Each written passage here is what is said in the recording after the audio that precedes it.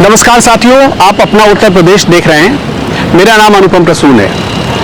दोस्तों, उत्तर प्रदेश में इन दिनों एक नए तरह का प्रयोग चल रहा है। आपने देखा होगा कि पहले आजम खान छूट गए जेल से। आजम खान जेल से छूटे तो कायदे से उनका एक जोरदार स्वागत करना चाहिए था समाजवादी पार्टी को, लेकिन समाजवादी पार्टी का कोई भी बड़ा नेता अभी तक आजम खान से मिलने नहीं पहुंचा। जब मैं बड़े नेता की बात करता हूं तो उसका सीधा एक ही मतलब होता है। मतलब ये होता है कि हम ये उम्मीद करते हैं कि आजम खान सरीखे नेता को जब जमानत मिले तो अखिलेश यादव उनका वेलकम करने जाए। आप छोड़ दीजिए अखिलेश यादव को, समाजवादी पार्टी का जो उत्तर प्रदेश का प्रदेश अध्यक्ष है, क्या वो गया? आप ये चेकलिस्ट करिए, मतलब एक लिस्ट निकालिए और उसमें से इन सारे नामों को चेक करिए कि गए या नहीं गए।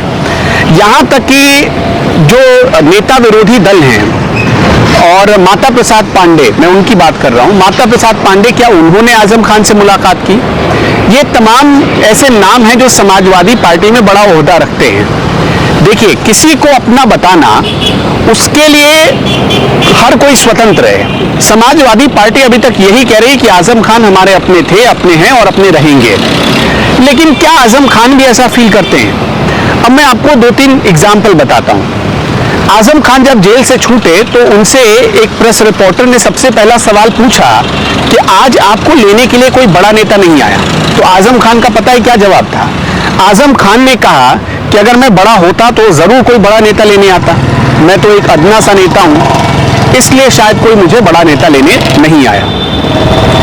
तो आजम खान के मन में ये टीस तो है। आजम खान से उसके बाद ये पूछा गया कि क्या बहुजन समाज पार्टी यानी मायावती की तरफ जा रहे हैं, और ये सवाल इसलिए पूछा गया था कि आजम खान की रिहाई से ठीक 72 घंटे पहले उनकी पत्नी ने मुलाकात की थी मायावती से। तो इस मुलाकात के अलग अलग मायने निकाले गए, और मायावती कभी मुसलमानों से दूर नहीं रहती है। अखिलेश यादव हाल के दिनों में भले मुसलमानों से दूरी बना रहे हों, लेकिन मायावती कभी दूरी नहीं बनाती है। तो उसके बाद एक नए समीकरण की चर्चा, एक नए समीकरण की आड़ उत्तर प्रदेश में चली कि आजम खान का नया ठिकाना बसपा हो सकता है। लेकिन इस पर आजम खान ने चुटकी लेते हुए कहा कि जो होगा वो आपको बहुत जल्द पता चलेगा।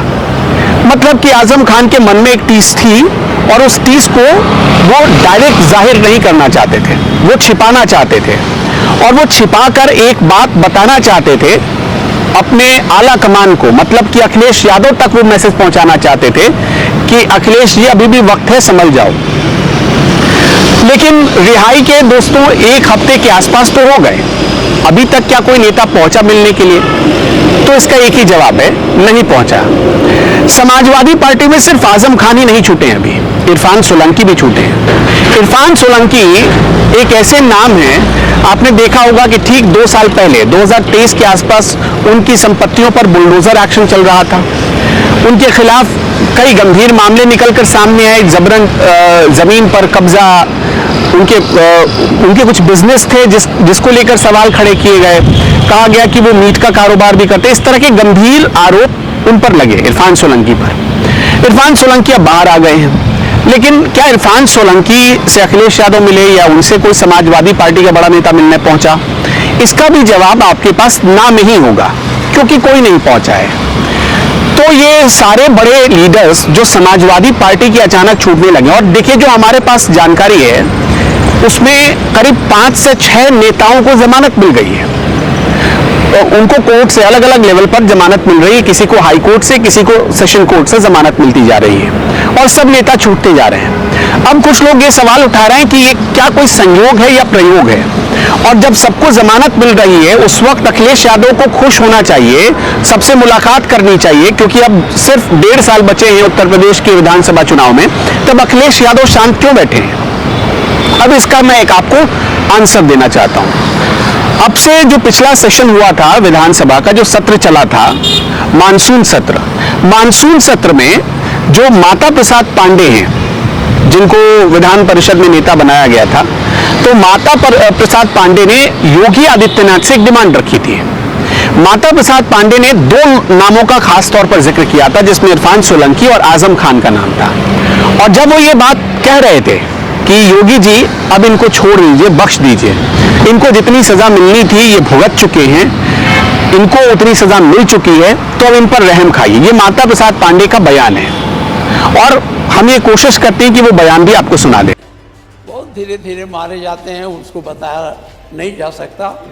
बाबा की मशीनरी बहुत ठेक है, तो कोई पकड़ नहीं पाएगा, धीरे धीरे पकड़ते हैं और जेल भेजते हैं। देख लो, 2 आदमी को भेज दिया, हमारे आजम खां को मिल गया। कौन अपराधी थे इतने देर से जेल में बंद किए महाराज? अरे अब कोर्ट तो का मामला वो विषयांतर हो जाएगा। 5 साल हो गया, आपने इरफान सोलंकी को बंद कर दिया और वो जेल में पड़ा है। ये यहीं बैठे होंगे मारे के मेले, इनका कोई दोष नहीं, ये भी जेल में बंद कर दिए गए। ये नहीं होना चाहिए। तो ये वो बयान था माता प्रसाद पांडे का। इसी बयान के बाद अब देखिए, मानसून सत्र खत्म हुए ज्यादा दिन हुआ नहीं है। हम जिस दिन ये वीडियो तैयार कर रहे हैं, इससे ठीक करीब 2-2.25 महीने पहले मानसून सत्र खत्म हुआ है उत्तर प्रदेश विधानसभा का। तो क्या माता प्रसाद पांडे का वो आग्रह योगी आदित्यनाथ पर असर कर गया? क्या उसके बाद योगी सरकार ने कुछ ऐसी व्यवस्था कर ली कि उसके अपने मामले अदालतों में कमजोर पड़ने लगे?